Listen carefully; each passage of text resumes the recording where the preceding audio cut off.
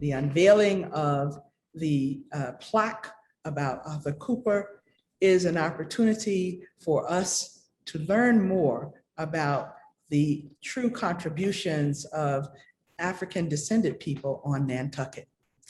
Arthur Cooper was one of the key people who helped to raise the bar of understanding of who Black people during the time of slavery being in this country really were.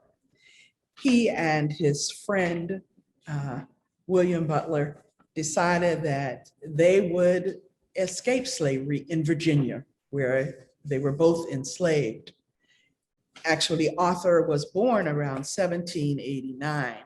And when he escaped slavery in Virginia through the plot of William Butler, he was very grateful that he had been included in that plot because it had availed him to a community in New Bedford, where he in Massachusetts, in New Bedford, was accepted by a community of people who were about the abolition of slavery in America and about accepting self-emancipated people, helping them to rebuild their lives, find employment, find sustenance there. It is there that Arthur Cooper meets his wife to be Mary. They marry and they have a family of 4 children. They move to Nantucket. He is in New Bedford in 1820, and they moved to Nantucket by 1822. And as they are there in 1822, there is an enslaver who is trying to apprehend their family.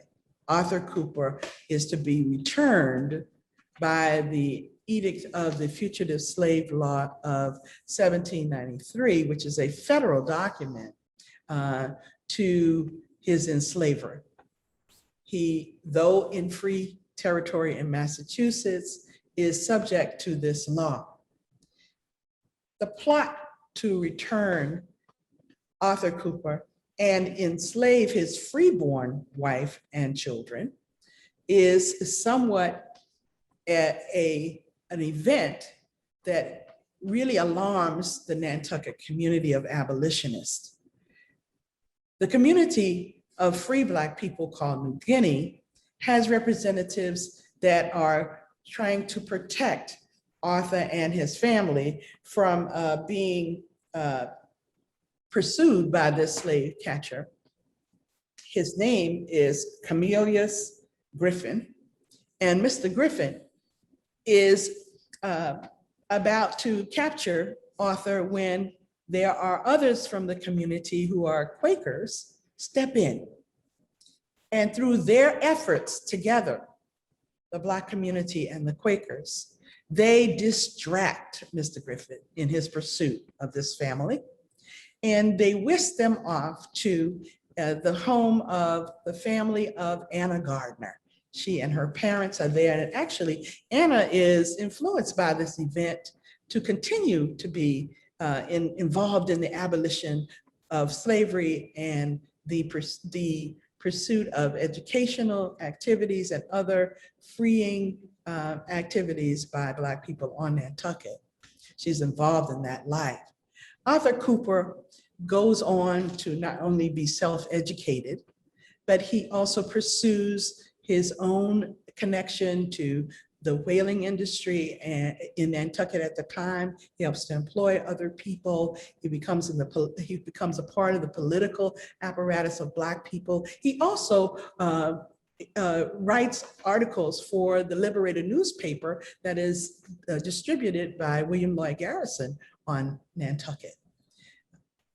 One of his great achievements is that he helps to co-found and be a minister of the Nantucket Zion Methodist Episcopal Church. That church operates and serves the people of Nantucket as one of the 2 churches that are on Nantucket for the Black community.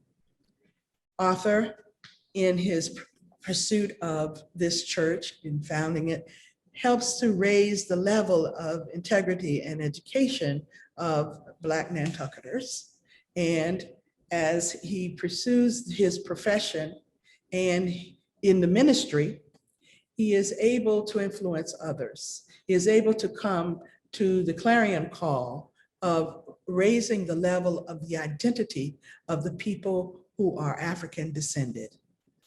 He meets his demise in 1853 and is buried in the Nantucket Black Cemetery, the Colored People's Cemetery, as they call it. So this event is to celebrate this mighty icon of what is a man dedicated to the principles of the Constitution of the United States, of people who should be free. He is one who is raising the bar of American freedom and democracy. So we celebrate Arthur Cooper on August the 12th this year in the 21st century.